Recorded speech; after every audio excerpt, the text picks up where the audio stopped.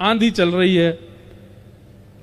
अभी अगर हम अपने घर में होते, क्या कर रहे होते, अरे खिड़कियां बंद करो, बाहर जो कपड़े टंग रहे हैं सबको लेके आओ, गेहूं चावल सूख रहे हैं उनको उठा के लाओ, वो किवाड़ बंद कर आओ, ये कर आओ, वो कर आओ, दौड़ रहे होते इधर से उधर। पर यहां चुपचाप बैठे हैं। ताप तो आ रहा है लेकिन अनुभव नहीं हो रहा, उसका प्रभाव नहीं पड़ रहा। ठीक यही स्थिति जीवन में भी हो जाती है। एक कथा सुनाते हैं, सुनो। महाराष्ट्र में एक संत हुए श्री तुकाराम जी महाराज। क्या नाम था? जो छत्रपति शिवाजी महाराज ने जब इनका कीर्तन सुना तो छत्रपति शिवाजी ने नियम बना लिया कि जब भी वो युद्ध के लिए जाते थे तो युद्ध क्षेत्र के आसपास यदि तुकाराम जी होते थे तो उनके कीर्तन में छत्रपति शिवाजी अपनी सेना आदि सब छोड़ करके जाते थे अकेले। ऐसे थे श्री तुकाराम जी। अद्भुत ज्ञान, अद्भुत कीर्तन, अद्भुत भक्ति के भंडार। पंडरीनाथ भगवान, श्री विठ्ठल भगवान उनसे बहुत रीझे रहते थे। अब देखो, छत्रपति शिवाजी जिनके चरणों में नतमस्तक रहते हैं, साक्षात जगत नियंता जगदाधार पंडरीनाथ भगवान श्री विठ्ठल भगवान जब तुकाराम जी मंदिर में प्रवेश करते थे तो विठ्ठल भगवान की जो प्रतिमूर्ति थी वो जड़ से साक्षात सचल हो जाती थी। हंसने लग जाते थे ठाकुर जी, आंखें टिमटिमाने लगती थी ठाकुर जी की तुकाराम जी के आते ही। तुकाराम जी जिस गली से निकल जाते थे लाखों की तादाद में लोग उनके घेरा में चलते थे, आगे पीछे हाथ पांव जोड़ते हुए चलते थे। लेकिन जब तुकाराम जी अपने घर आते थे तो पत्नी उनकी बिल्कुल विपरीत थी। वो डांटती भी थी, फटकारती भी थी और खूब सुनाती भी थी। पूरे दिन कुछ करते धरते नहीं हो, प्रवचन करते रहते हो, कथाएं सुनाते रहते हो, कुछ दक्षिणा लिया करो, घर कैसे चलेगा? सोचो, छत्रपति शिवाजी महाराज का आज अगर नाम महाराष्ट्र की भूमि पर ले लिया जाए तो लोगों के रोंगटे खड़े हो जाते हैं। आज भी उन शिवाजी महाराज, वो शिवाजी महाराज तुकाराम जी के सामने नतमस्तक होकर बैठते थे और उनकी ये स्थिति थी अपने ही घर में। पत्नी उनको ज्यादा कुछ करती नहीं। लो ये गन्ने, खूब सारे गन्ने दे दिए, इनको बेच के आओ और उसका जो पैसा मिलेगा लाके मुझको देना। घर चलाना आता नहीं है, बस पूरे दिन कथा प्रवचन करते रहते हो, जाओ चलो। तुकाराम जी निकल गए गन्ने लेके।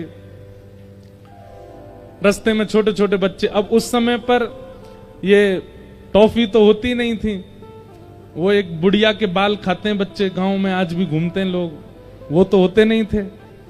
या ये चूरन चटनी आजकल जो बच्चे खाते हैं अपनी जीभ के सुख के लिए, ये सब पहले तो होता नहीं था। पहले तो आम होते थे, सेब होते, गन्ना होते, इनसे ही स्वाद लेते बच्चे। तुकाराम जी गन्ना लेकर के जा रहे अपने कंधे पर खूब सारे, इतने में बच्चे पीछे पड़ गए, गन्ना दे दो, गन्ना दे दो। तुकाराम जी महाराज बड़े बेचारे भावुक हो गए। अरे आओ आओ आओ, ये लो तुम्हारे लिए, तुम्हारे। सब बच्चों को बांट दिए, सारे गन्ने बांट दिए, एक बच्चा। तुकाराम जी ने अपने ऐसे कंधे पर लटका लिया, दोनों हाथ टांग लिए उस पे, घर आ रहे थे। पत्नी इतनी खुश हो गई, ओहो सबरे गन्ने बेके आए, खूब सारा पैसा लेके आए होंगे। जैसे तुकाराम जी घर आए, पत्नी ने तो महाराज खूब सुंदर उनकी आरती करी। आओ आओ आओ आओ, देखो आज कितने अच्छे लग रहे हो, कथा करके आते हो अच्छे नहीं लगते, आज अच्छे लग रहे हो, दक्षिण पैसा लेके आए होंगे ना, बताओ कितने रुपए में बेका सब?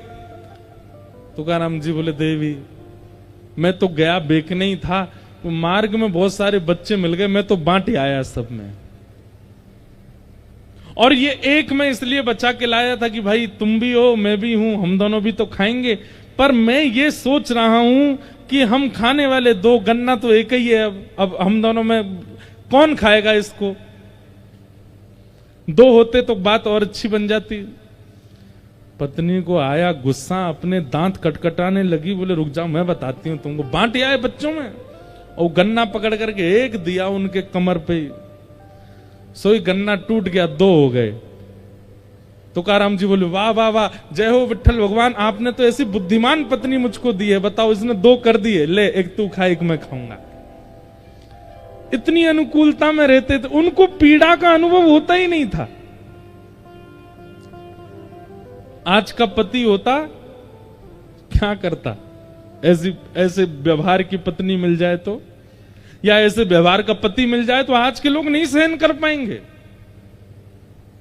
लेकिन तुकाराम जी पर कोई प्रभाव नहीं पड़ता था उस बात का। अब इसका उत्तर क्या है, क्यों नहीं पड़ता था? तो अभी सीधी बात तो यह है कि तुकाराम जी भगवान के भक्त हैं, इसलिए उनको लेकिन ऐसे नहीं ना, कोई बात ऐसी बताई जाए जिससे ये प्रमाणित हो जाए कि तुकाराम जी को प्रभाव नहीं होता था। एक बार तुकाराम जी के गांव का एक नया बालक था, उसकी शादी के लिए पूरा परिवार पीछे पड़ रहा था, तू शादी कर शादी कर। उसने एक ही शर्त रखी, बोले हमारे गांव के तुकाराम जी अगर बोल देंगे कि शादी कर तो करूंगा। क्यों? क्योंकि उनकी पत्नी इतनी विपरीत है, वो कभी कहेंगे ही नहीं। भाई जो स्वयं जला हुआ होगा वो दूसरे को सावधान करेगा ना। तुकाराम जी कभी नहीं बोलेंगे मुझसे कि तू ब्याह कर, इसलिए तुकाराम जी अगर कहेंगे तो मैं ब्याह करूंगा। घर वाले बेचारे डर के मारे नहीं जाते थे, क्योंकि तुकाराम जी को मना ही करना है। सबको यही लगता है तुकाराम जी मना कर देंगे, वो खुद बेचारे इतने कष्ट भोग रहे हैं। लेकिन जब अति हो गई तो घर के लोग बोले चल तुकाराम जी के पास चल, उनसे बुलवा। तो बालक गया और तुकाराम जी से जाके बोला मेरे घर के परिवार के सब लोग पीछे पड़ रहे हैं और सब लोग मुझसे कह रहे हैं कि आप ब्याह कर लो, पर मैंने सबसे कहा है कि आप कहेंगे तो ही मैं ब्याह करूंगा।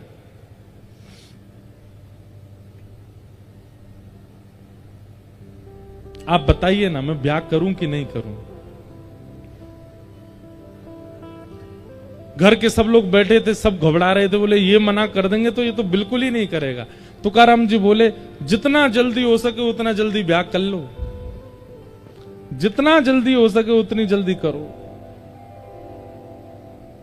तो वो लड़का घबरा गया, घर के लोग तो वहीं पर ही नाचने लगे, बोले अब तो बेटा तू गया, अब तो तेरा ब्याह होगा। तो तुकाराम जी बोल दिए। घर के लोग चले गए तो वो अब तुकाराम जी के पास बैठा, बोला आप साधक प्रवृत्ति के व्यक्ति नहीं हैं। अरे जब पता है कि मार्ग में हमने कष्ट भोगा तो दूसरों को सावधान करना चाहिए।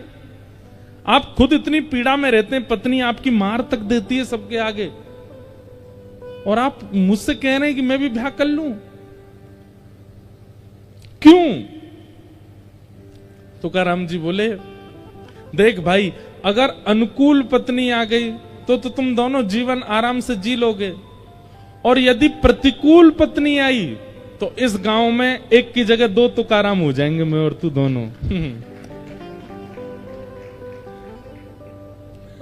लेकिन उस बालक ने चरण पकड़े, बोले मैं ठीक है मैं ब्याह करूंगा, लेकिन आपकी प्रसन्नता का राज क्या है?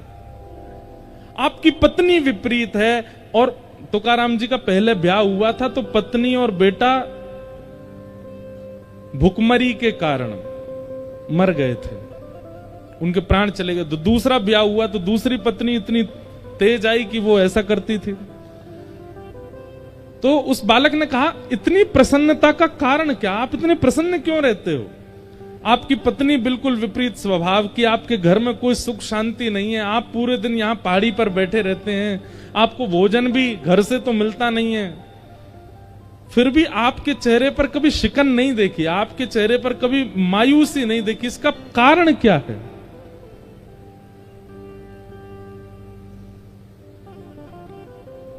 संतों का उत्तर देने का तरीका बड़ा विचित्र होता है। तुकाराम जी बोले मैं अपनी तो तुझे बाद में बताऊंगा, लेकिन तेरी माथे की रेखा मैंने देखी और मुझे कुछ पता चला है, मैं तुझे बता दूं? बालक बोला बताओ। बोले अगले 7 दिन में तेरी मृत्यु हो जाएगी, तू मरने वाला है। बालक घबरा गया, बोले ये क्या कह रहे हैं आप? बोले मैं सही कह रहा हूं, तेरे पास केवल 7 दिन बचे, अपना समय व्यर्थ मत गवा। जितनों से तेने लड़ाइयां कर ली हैं सबसे क्षमा मांग ले, सब कुछ व्यवस्थित कर ले, और भाई तेरे पास 7 दिन बचे हैं, अपना जीवन जितना हो सके इन 7 दिनों में व्यवस्थित कर लियो, कभी भी प्राण चले जाएंगे 7वें दिन। अपना प्रश्न तो सब भूल गया। वो लड़का दौड़ा, रात में जाकर के स्नान किया, माता पिता को प्रणाम किया, बहनों को गले से लगावे, भाइयों को हृदय से लगावे, जितनों से उसकी बैर थे सबके पास गया, बोले भैया मुझे क्षमा कर दो, मैंने तुमसे बैर किया। सब लोग कहते ये हो क्या गया, किसी को बताता था नहीं कि क्या होने वाला उसके साथ। अब स्थिति ये हो गई कि घर में मां भोजन बनाती है, दाल में नमक नहीं पड़ा, खा लेता है चुपचाप, कहता नहीं है। पहले इतना टोकता था, इसमें नींबू डालो, नमक डालो, मिर्च डालो, अब जैसा मिल जाता है पा लेता है। उसके भाई बंधु कभी लड़ने आ जाते हैं तो सबके आगे क्षमा मांग लेता है, बोले भैया तुमको जो चाहिए ले जाओ, मुझसे लड़ो मत। कभी उसको बहुत कोई स्नेह देता तो भी उस पर फर्क नहीं पड़ता, कोई उसको बहुत कष्ट देता गया, बोले नाथ दिन है, अब बताइए मेरे प्राण कब निकलेंगे और मैं क्या करूं अब। तुकाराम जी बोले एक बात बता, पिछले 7 दिनों में तुझसे कोई लड़ने आया? बोले आए तो थे लेकिन मुझको याद नहीं, क्योंकि मैंने दिमाग में ज्यादा लिया नहीं। लड़ने आ रहे थे भाई बंधु लोग, मैं कहता भाई लड़ो, मतलब क्या लड़ने के लिए कहां जाऊं मैं, मेरा प्राण निकलने वाले हैं। तुकाराम जी बोले पिछले 7 दिन में तेरा किसी ने बहुत सम्मान किया? बोले वो भी सम्मान भी किया, पर कहां अच्छा लग रहा था सम्मान, बस ये लग रहा था 7 दिन में प्राण चले जाएंगे, भाई क्या करूं। अच्छा एक बात बता, परसों माँ ने घर में क्या बनाया था? बोले दाल चावल। दाल में नमक वमक कैसा था, सब ठीक था? बोले कुछ याद नहीं है मुझको, जैसा बना मैंने खा लिया, मुझे तो बस यही लग रहा था प्राण जाने वाले हैं। तुकाराम जी बोले मेरी प्रसन्नता का राज यही है, मैं हर दिन को अपना अंतिम मानता हूं, मैं हर दिन को अपना अंतिम समझता हूं। कोई मुझसे लड़ने आता है तो मैं विचार करता हूं मेरे क्या पता अगले क्षण मेरे प्राण चलेगा, इससे बैर क्यों करूं। कोई मेरी बहुत प्रसन्नता करता है तो भी मैं ये विचार करता हूं कि इसकी प्रसन्नता लेके फूलूं क्यों, क्या पता अगले क्षण मेरे प्राण निकल गए तो। पत्नी मुझे मारती है, भोजन नहीं देती, या भोजन देती है तो जला हुआ दे देती है, मैं पा लेता हूं, कुछ कहता क्यों नहीं हूं, क्योंकि मुझे लगता है मेरा अंतिम क्षण हो सकता है, मेरा कोई भी समय मेरे प्राण जा सकते हैं, इसलिए मैं ये सब संसार के व्यवहार में पड़ता ही नहीं। बालक चरणों से लिपट गया, बोले भगवान आपने कृपा कर दी, आपने जीवन का सूत्र दे दिया। हम लोगों में कुभाव उत्पन्न क्यों होता है? क्योंकि हमें यह विश्वास है कि हम कल भी जीवित हैं, कल देख लेंगे। हम लोगों में सम्मान के प्रति इतनी रुचि क्यों है? क्योंकि हमें विश्वास है कि कल और मिल सकता है। सम्मान के प्रति रुचि और अपमान के प्रति क्रोध, या जितने भी विकार हमारे चित्त में आते हैं वो केवल इसलिए आते हैं क्योंकि हमें विश्वास है कि हम जीवित रहने वाले हैं। अपने हर क्षण को अगर अंतिम मानने लगे, क्या पता अगला क्षण हम जीवित रहे कि नहीं, आप सब व्यवस्थित सामान्य हो जाओगे, शांत हो जाओगे, मौन रहने लगोगे, ना किसी से कोई शिकायत, ना किसी से कोई लड़ाई, ना किसी से कोई प्रेम, सब सम। एक सूत्र है। ठाकुर जी जब जीवन में आते हैं तो विपत्तियां कम नहीं होती, पर विपत्तियों का प्रभाव खत्म हो जाता है। और क्षमा करें, आप तिलक लगाते हो, कंठी पहनते हो, नाम जप करते हो, लेकिन विपत्ति, आपत्ति, संपत्ति, इनका प्रभाव दिखता है आपके ऊपर, तो आप आडंबर कर रहे हो, आप नाम जप नहीं करते।